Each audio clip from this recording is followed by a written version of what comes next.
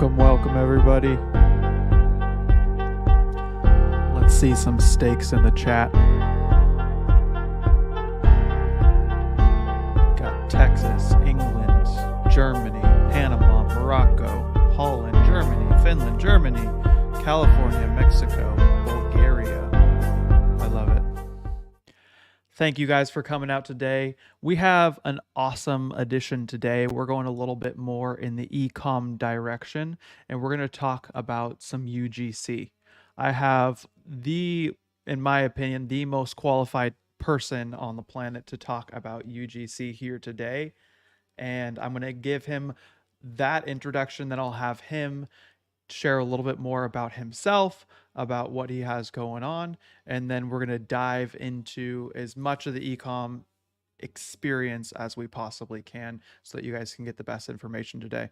But if you guys are up for that, let me see some stakes in the chat. Let me see where you guys are calling from. I know we have a lot of different people here in some crazy time zones because it's late in some of those places, but thank you guys for coming out.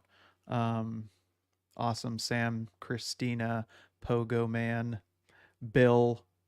Love to see you guys. Truth Theory. Awesome. Well, Daniel, thank you so much for coming out today. Really appreciate your time and the value that you're going to bring to this group. But give a little bit of intro about yourself, who you are, what you do. Absolutely. Thanks so much, Zach, my man. And hi, Bar, you set up. The best person absolutely. to talk about UGC. Wow. But anyway, hey, community. I'm Daniel. I'm the CEO co-founder of Insense, based out of New York City. And I've been building Insense for 7 years. And actually, the whole idea of Insense came up from running the agency of my brother. Beautiful. So my brother running the agency, and he had experience of how to get more content for ads, how to work with influencers for affiliate, and so on. And then so he knows the pain of working through the spreadsheets and how to work on the under conversion. So that's how we found Insense, and I joined him in this path. Beautiful. And what is Insense, just for the people that haven't heard of it before? Absolutely. Insense is a creator marketplace that helps e-commerce brands to scale their influencer programs and produce UGC at massive scale. So whenever you want to just get content or working with influencer on affiliate deals and then whitelist their content for paid ads, it's all doable on Insense within a few minutes. Let's put it like that. And one of the things that I notice is that you guys work with some pretty notable brands and even agencies, but I've seen that you work with some pretty notable brands. What are some of your best case studies that you guys have? Yeah, we have some notable brands like Uber, HelloFresh, Crocs, the bigger brands, right? Though I wouldn't call them ideal customer profile, to be honest, because we were lucky enough to find some teams of paid marketers who truly understand the power of UGC and working with influencers in paid media. Though it's not really scalable because there are not that many brands who realize that and ready to invest there, and working with a self-service platform, not agency, as the influencer agency. So we primarily focus on e-commerce brands, and for the e-commerce brands, we have some names like Obvi, Wonderskin, some of the folks that you're probably following on Twitter. And in terms of the agencies, 1/3 of our customers are agencies. We love working with agencies. Agencies are our partners. We have really high standards when it comes to the quality of the deals and quality of relations when it comes to working with agencies compared with the brands. Because agencies, they do understand what they want and what they would like to achieve. They're ready to provide you great feedback. Sometimes some of the bigger brands, they have no idea what they're doing. They're saying like, oh, we need to UGC. Then UGC, like this. Oh, but what is the objective conversions reach for what platform? Oh, probably for all platforms. All platforms, what does it mean? Twitter also? So we love working with the agency, what I'm saying.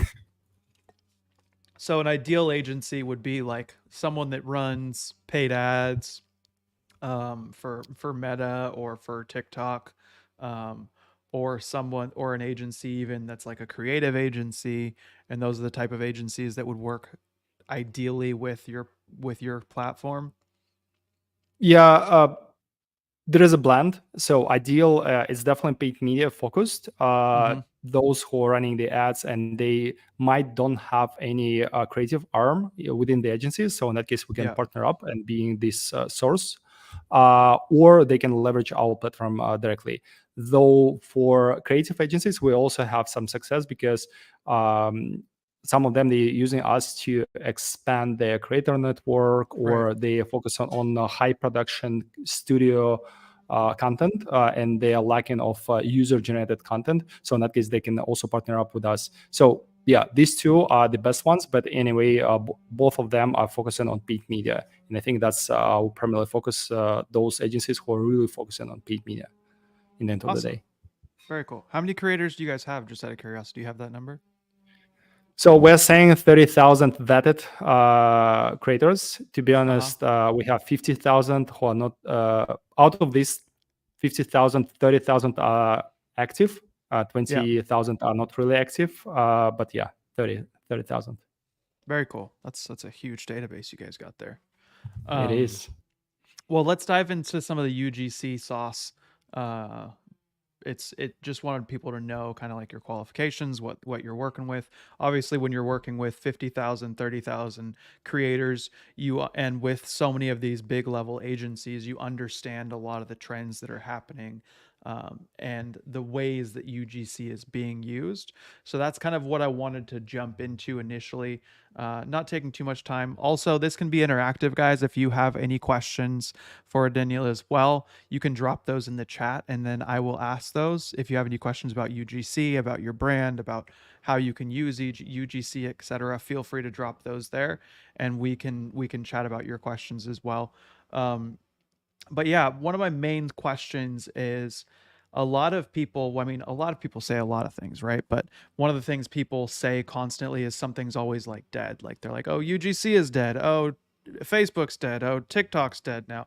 What do you think about the lifeblood of UGC? Like what's the future of it? What is definitely that is recently Meta that screwed up all of us by Uh-huh. not having the access and charging us a lot. But yeah, I'm joking. But yeah, it's UGC is so not that. And I know the person who's starting this thread, and we all know the OG Nick Shacklefold, who's trying to push this concept.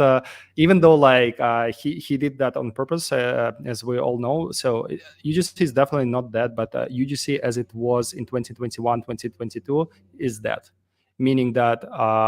After pandemic, because of TikTok, so there are a few trends that happened. Uh, Mm-hmm. all of these concepts became a major stream, right? Mm-hmm. And then what had happened, a lot of people who created UGC creative agencies, and some of them they are outstanding work, but many of them mediocre. There are a lot of platforms, there are a lot of agencies. They're starting leveraging that, and what had happened that a lot of people who saw that, oh, my mom is making more than I'm making on 9 to 5. Yeah. And there is a pandemic, and I hate my boss, so let me switch to full-time creator. And they're starting filming content, and some of them they're doing outstanding work. They are full-time creator right now, and we have some stories of that. Yeah. I personally talked to our top creators, though it's also raised the bar where some of the creators they are mediocre. Mm-hmm. They don't care about the quality of the sound. They don't think about background, what they're filming at, and maybe there is a competitor on the background, like a product of competitors, right? Yeah. That's kind of stuff. So they're not putting enough thought. So they're not that professional yet, and maybe they never gonna be like that. So that's why the way how UGC worked in 2021, it's not longer makes sense. People are. It's not longer to find any UGC creator on Twitter. Mm-hmm. Bring me the content. They filming some anything, and then Yeah. I'm starting running the ads with that. It's not. And when it says UGC that, it's exactly about this concept 2021, 2022. Though UGC actually evolved in many ways last year and still evolving. And yeah, I have 67 slides Though I don't want you to take a look on all of these slides. You see my screen? Yes, sir.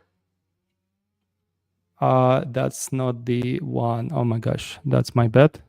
The So future of remove. creators. Oh, Yeah, but it should be different slide that I prepared exactly for this.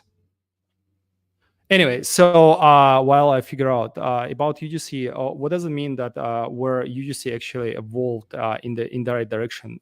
So it means that right now the hook and the CTA, call to action, should be well scripted. That basically the role of creative strategist or marketeer to put a thought of what creators should talk about that. And the body, in our opinion, should be still flexible. That's the beauty of user-generated content, because in that case, creator can express themselves in their own style and so on. So in that case, UGC actually is scalable and actually works. That's number one. The second part of that is that you need to produce multiple variations of hooks and CTAs, as well as body and B rolls. So that you are not longer partner up with a UGC creator for getting one piece of the content.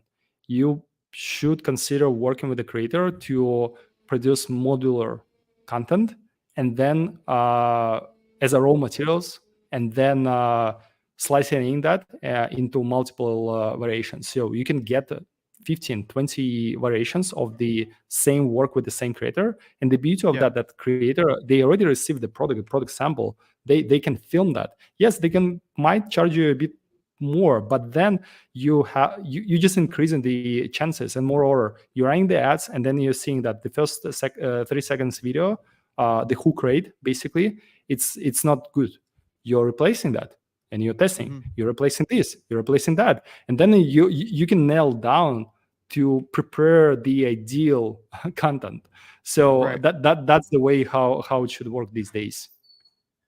And one of the things that I'm interested in, how do you see this? What's the structure of like a good video? Of like, hey, when I want to go work with a creator, or if I want to be a creator, what's the good structure of a video? Like, obviously, hook is at the top.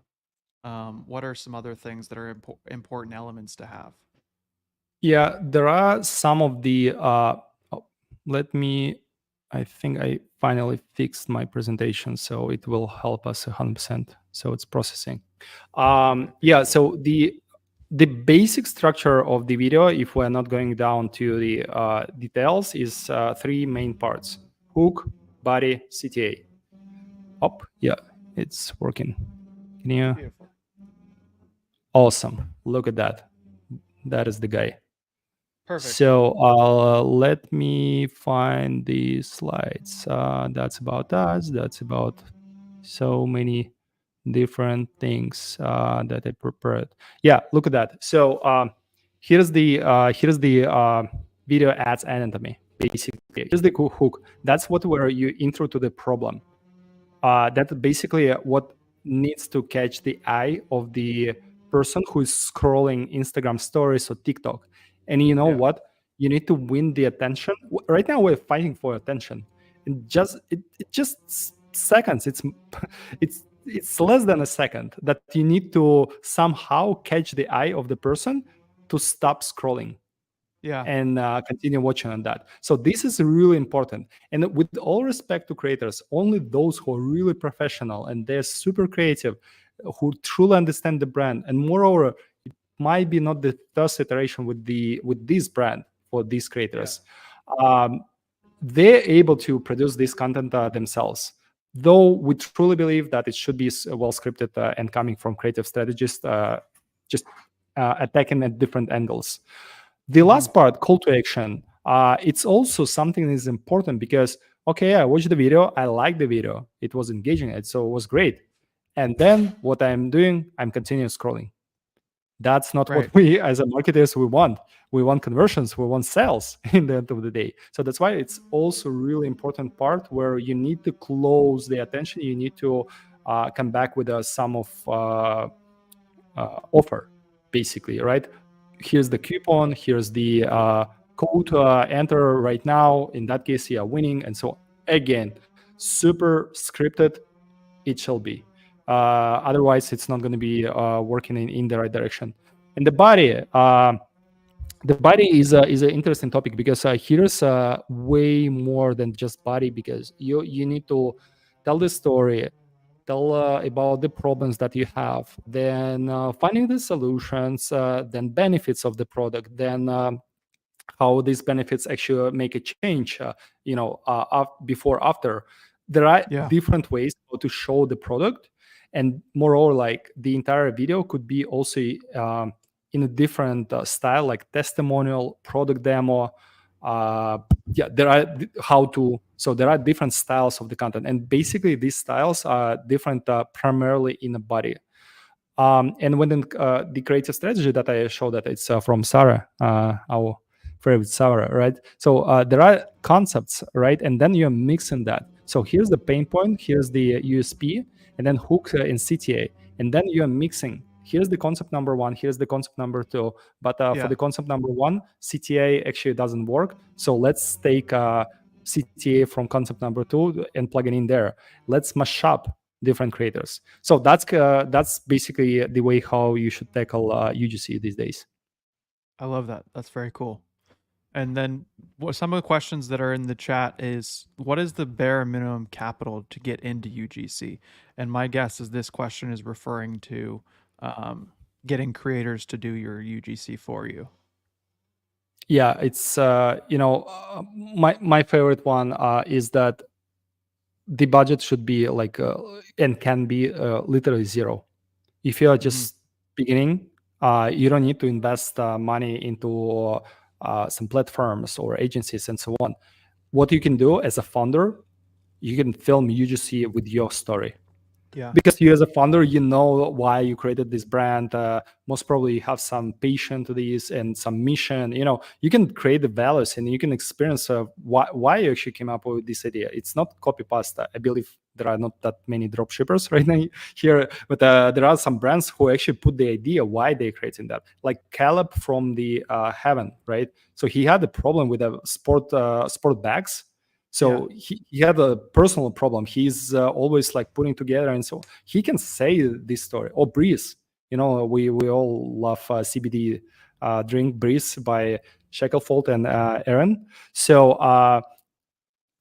actually, one of the most outperform ads coming directly from Aaron, because he's sharing his story and passion and why he created this brand, right? Together with his partners. So that's why it could be zero, literally. Then what you can do, like you can finding those creatives if the brand is already established, and source these creatives from what have been created from your customers and asking them for permission to run that. That's another option. Another option is a product seeding campaigns. So you can run a product seeding campaigns, no strings attached, sending 100 product samples, getting 10, 15, 20, if you're lucky enough, content in return. But again, it's the cost is going to be only product sample. So if you high margin products, that is your way. And only after you learn something that it's been scrappy, not that polished, not putting a lot of information, then you can exploring in terms of the content. But pricing wise, the content might be on our platform. What we have been observed, the content might start from let's say $100 is something that you can create a couple of videos. Here's the how to say it. It's starting from $50 to $100, but I would say like $100 that will allow you to get one video and a few iterations of the hooks and CTAs and body and B-rolls, both ready to use content and raw materials. So that's the way how you should think of this. Yeah, and I think that especially if you're doing it yourself, whether you're drop shipping or you have a brand, if you do it yourself, you can test all those hooks and you can test all the bodies, you can test all the calls to action, and then once you figure out what's working, then you can go out and, like you said, get a bunch of different versions of it, more testing, and once you've obviously brought some revenue in as well, then you can start using other creators to scale it, because I mean, as far as what you know, how many like UGC creatives should you be running, like depending on like ad spend? Like, does that In terms of question make like, sense? yeah, th- your question is basically Like, if in I'm your spending a creative thousand day, how many UGC videos should I have? okay, if you're spending 1,000 a day, we've been seeing some of the brands in beauty and fashion that are having 80% of the spend behind of UGC. Okay. So 80%. Wow. I think because of static images are getting back and Yeah. getting back heavily. So do not ignore your static images. They're performing really well on Meta. Yeah. The So static images are crazy right, sometimes. oh my gosh, it's blessing right now because it's so easy to produce. So I would say the ratio right now it's decreased definitely, and I would say UGC it's around like 50%, 60% for some of the brands, and then static images and more professional, high production content. And how many variations? Like, how many types of how many UGC videos should I have? Again, depends on your spend, depends on SKUs that you have currently in your shop, right? Yeah. But let's say let's imagine that you have only one product right now, Yeah. and let's say you spent $1,000 a day. So in that case, I would say 5 to 10, and then you keep rotating them. And when I'm saying keep rotating, that's I would add 2 new videos, like completely new videos from creators a week. Mm-hmm. But I will be keep iterating on the rest, Yeah. finding the best hooks for the creators, testing mashups between different creator content and so on. Beautiful. Do you have any specific knowledge or insight on TikTok Shop and how that's affecting the UGC world? 'Cause I know Yes, it's a I pretty hot do. topic right now. It is hot, and moreover, we just recently became official partner of TikTok Shop. So we Beautiful. were TikTok creative tech partner for 4 years, and leveraging first-party data. But TikTok Shop is a different program that Right. you should be badged and be considered. So luckily, we were the second creator marketplace in the world that have been badged. So right now we have the resources to their knowledge base and also talking to the partner manager. So they highlighting us. TikTok Shop is one of the biggest thing that is happening right now. We all know that the whole conversation about banning TikTok is happening right now. So that's why people kind of, shall I invest or not? But until it's banned. So and moreover, like if it's going to be banned as it was, so the problem is going to be to install the new app. So it's not going to be illegal to running the ads. So Yeah. nothing is saying is there. So you can continue leveraging the platform. It's not going to be growing, and that's the problem. But anyway, Yeah. so that's why we're saying that we're still betting really like a lot on TikTok Shop, even though there is a chance that the investment is going to be blown up. And the reason is simple: 2 reasons. One of them, TikTok Shop is definitely something new. That's the only platform who figure out how to combine commerce and social all together. Yeah. Finally, and it actually works. It's Yeah. not how Meta tried to do that. It's not how Pinterest tried to do it. YouTube, all these platforms, they haven't figured out. This one is actually works, and moreover, combining with the creators. So that was the most powerful thing that what they have done, because TikTok Shop basically it stands on affiliate work, and when it says affiliate, in 99% it's influencers. So that's why they figure out how to combine commerce, creators, and social all together. So it's Yeah. going to be makes for everyone. So that's the reason number one. And the second reason is that Meta, believe me, is working on copy paste pixel to pixel Of course. in TikTok Shop, Meta Shop, wherever shop. They're already working on that. So for it's sure. better to learn right now the basics on TikTok, because then we're going to be ready to rock and roll on Meta. So there are two reasons why we are still truly believe in TikTok Shop. In terms of when it comes to the content, it's interesting thing that people are still trying to figure out how UGC and the content that creators are producing is different from UGC, like traditional UGC ads. I think there are two main differences. One of them is that for UGC ads, it's scripted and it's tailored to ads as ads, right? We are running the ads as a paid media. So there is a different thing. With affiliate, it's with a TikTok shop, it's more about genuine organic content where I need to engage my audience. So that's why it's less scripted. It's more about being funny, being trendy in TikTok feed, and then based on that to catch the thing, and then only boosting paid media if it works well in organic. So that's why there is a difference about what is the structure of the content. We're still learning the process, so nothing to share yet. We just became a partner 3 weeks ago. Finally, we're not blind as all of us before. So right now we have some insights. Hopefully, we would be able to share something in a few weeks, what we learn, how the structure of content should be different. But again, the way how it works, UGC, it's more scripted because it's going to be leveraging for paid media. TikTok Shop, UGC, it's basically influencer posting, how influencer feels about the product. Yeah, beautiful. And then also kind of a question, Paolo had a question also kind of going into the future is, what do you think the role of AI in UGC is in the future and in the present? Oh, my favorite Twitter topic.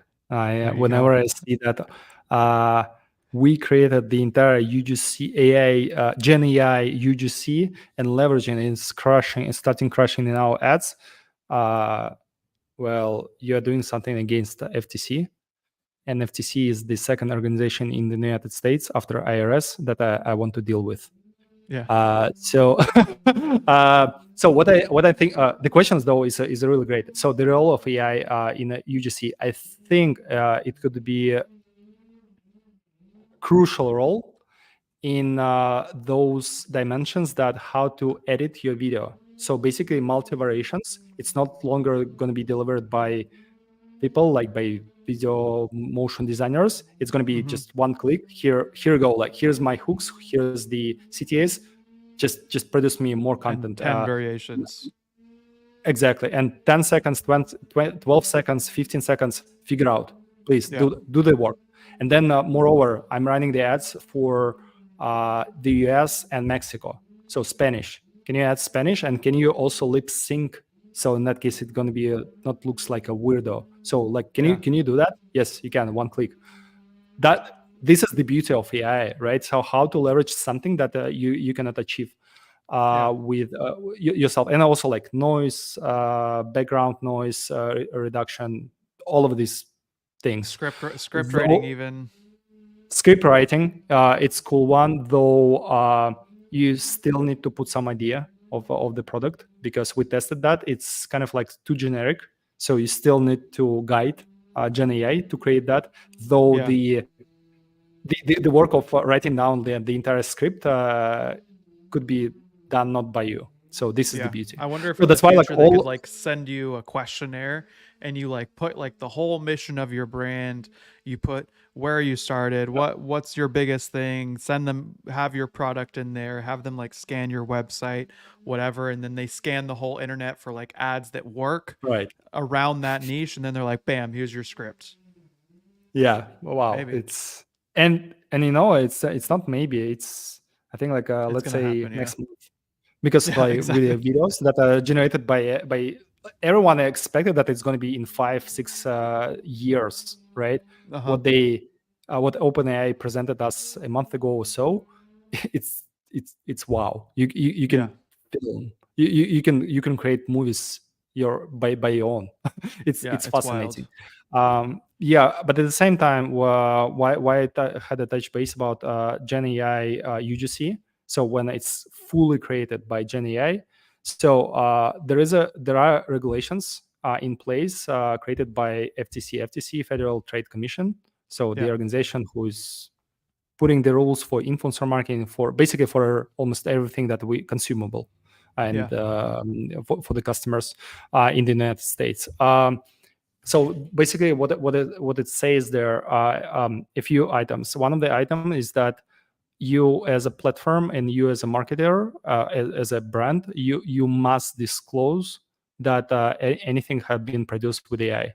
YouTube recently showed that for the influencer marketing, even though like it's a second, you must disclose that. And imagine that your entire ad, UGC ad, it's only 15 seconds. So the first second should be disclosed that it had been generated by AI. What is my reaction as the user? Would I like to continue watching that? I'm not sure if it was just created. Maybe not. Does it have to be displayed on the video or just like in the caption? Like you could say in the description, this was generated with AI. In a video. So that's the whole point. So it should be What if visible. it's a fake person? Like you can clearly tell like it's a cartoon person. So it should be disclosed as minimum, right? That's number one. And TikTok already announced that. YouTube recently announced about the tools that you must mark that and so on, because they are following the guidance of FTC. That's number one problem. The second layer of the problem is that they were saying that all consumable products, either it's applied on your skin or you're putting in your mouth like liquids and so on, prohibited to create fake UGC. And you know what? I understand why, because even though like some of the UGC creators, like these creators, maybe never work, but it's on them. But I don't want to see Zach who's saying that okay, I have skin. Acne, and after applying this, my skin is. But the reality is that there is no Zach, and then like I don't want to have this experience of being promoted by the person that doesn't exist, and I cannot even check that. So this is the world that like we're a living weight in. loss it's thing, scary. and all of a sudden it's a picture of me fat, and then like 2 months later, and then I'm skinny, and and people are in argument, and they're also right. They're saying that all of these influencers, they're also fake. They never tried these products. That's true, but it's not because we're talking to a lot of influencers, like you said. Some of them, they're actually truly. We have some of the situations around like 10, 20 deals a month out of thousands, when creators refuse from the deal after they applying the product on themselves. They're saying like my skin reacted differently. I want to either like I don't want to perform. We have this situation. It's genuine.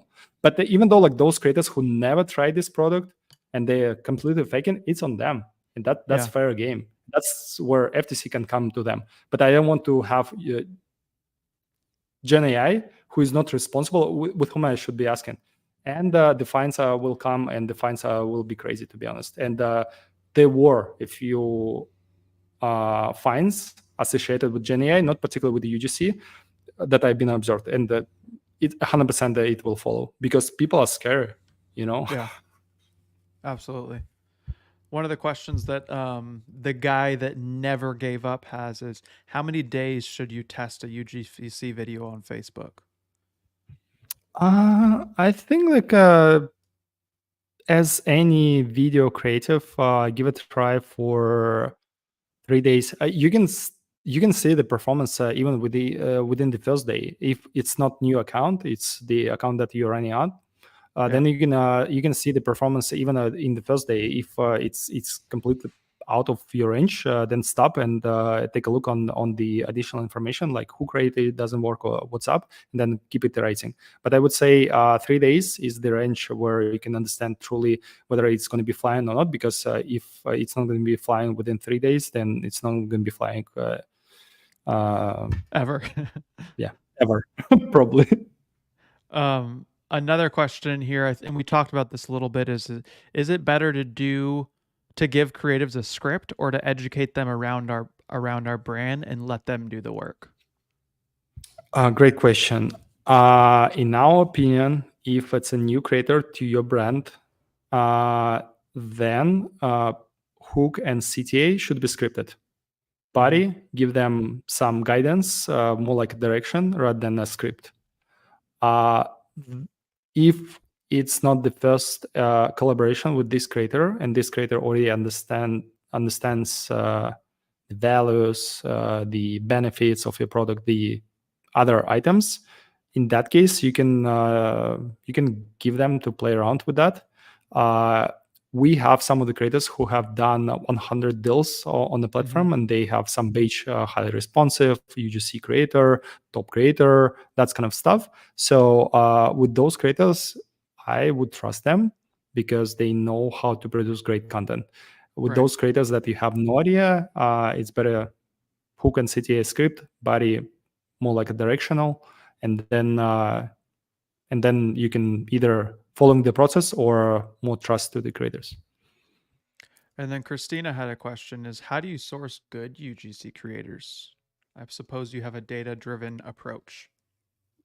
We are freelancer marketplace, so we vetted network. I think this is the biggest difference between us and so many other softwares out there. So we're not only outreaching creators. No, we have creators who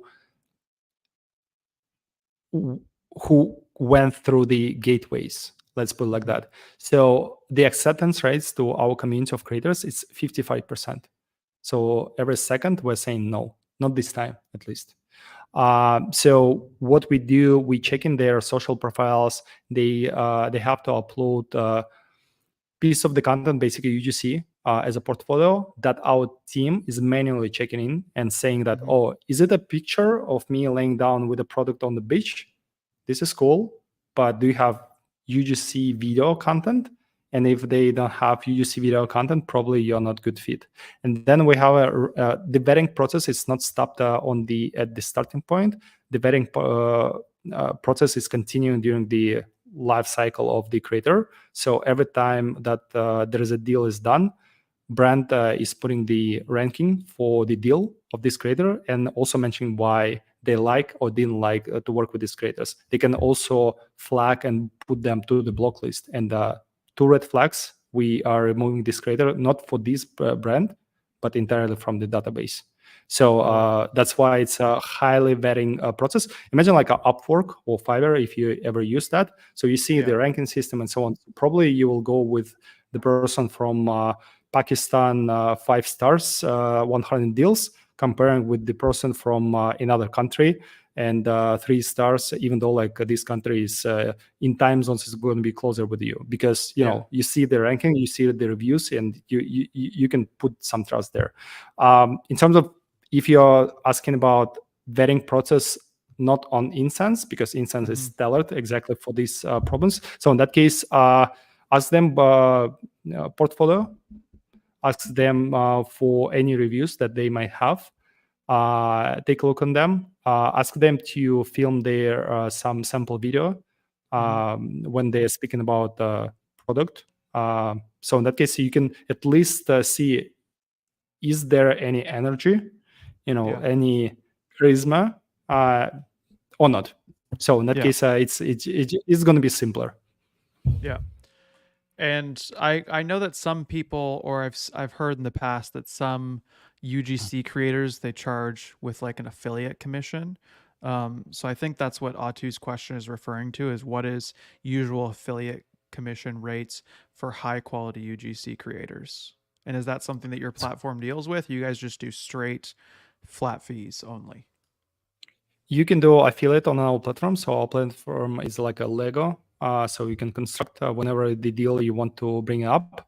I would say having the only affiliate part, no flat fee, is going to decrease the amount of opt-ins and interest for your campaign 100%, because people want to get something upfront. So what we're saying that the best way is the combination of both flat fee plus affiliate. So let's say $50, it doesn't hurt. And it makes sense for the time that they're putting. And then let's say 10% of the sales that have been generated with their content. I think it's a fair. Uh, TikTok Shop is changing the game in a way of that there is no flat fee. So it's only commission, but the commission should be 20%, 30%, something really interesting for the creators. And it's slightly starting educating the market that it's okay to not work for flat fee only. It's okay to work for affiliate only, right? Yeah. But it's going to take a couple of years until the rest of the community of creators will understand that it's okay, because they're also afraid that they produce something and they don't have any lever on the end performance, right? Mhm. So especially if you're running that as a paid ads, so that they're not the ones who are running the paid ads, and they don't want to do so. But when it comes to organic, so in that case, they do have a lever in a way, because that's the audience and the quality of the content. But still, they're afraid because um, they can get $500 for influencer post right Mhm. away, or they can get $5,000 or $50. They have no idea. So they need Yeah. to see more success that is coming from TikTok Shop and other affiliate deals to believe and to understand that you can make more money on that. Yeah, absolutely, for sure. And then a question here from Eugenio that I'm sure that some have a question about is, what do you think is working right now for B2B UGC ads? Oh my gosh. This is the territory where I'm not the most advanced person, to be Uh-huh. honest, because we don't have a lot of success that is happening for B2B brands happening on Insense. So nothing to learn from that. But I truly believe that what actually works in B2B is a founder story Mm-hmm. or your consumer story. Because in that case, it's something that it's easy to explain and something we can all believe. For instance, in the part of our strategy is we are working with some opinion leaders in the space, like all the guys, right? They are our customers, but at the same time, Yeah. yes, we're sponsoring some of their newsletters and so on. But they're sharing the genuine story that we had a problem, we thought about solution, we tested Insense, and then the result is a solution. This is that's something you can relate and understand. Okay, I want to try right now because it does make sense. I can relate to these guys, and or founder story, right? Because in that case, you can explain what you're creating and why, and people starting believing other people. In B2B, I think it's even more intimidate experience when it comes to ads. Yeah, probably. It definitely has to be a little bit more professional and less UGC. We actually test a lot of Yeah. UGC ads. We call them UGC because they're not us creating them, it's creators creating them. But Mhm. we look for people that have like professional setups, they have mics, they have a good camera. We build the script out for them, and it's a lot more professional rather than like a, do you want ads for your Facebook campaign? Like it's a lot more Right. professional. Like, hey, we do that, and it's like, so it's a different industry for sure. But we've actually seen some pretty good results with it, especially when we use women for the UGC creatives, and they Mm, have like a suit jacket on, like professional. Those are the ones we're yeah. seeing the best results in. Um, Another question from Eugenio is, how do you come up with the best hooks, bodies, and CTAs? It's all based on your creative strategy. Uh, if you don't have the one, do not touch UGC, do not touch anything. Start with your creative strategy.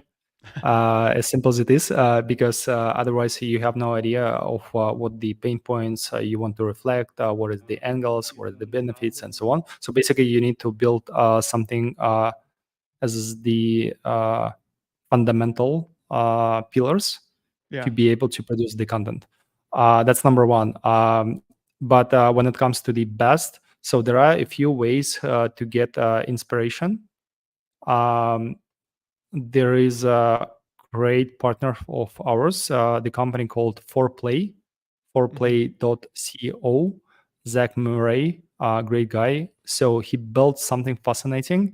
It's basically the access to the biggest ad creative library in the world, where you can take a look on your competitors or similar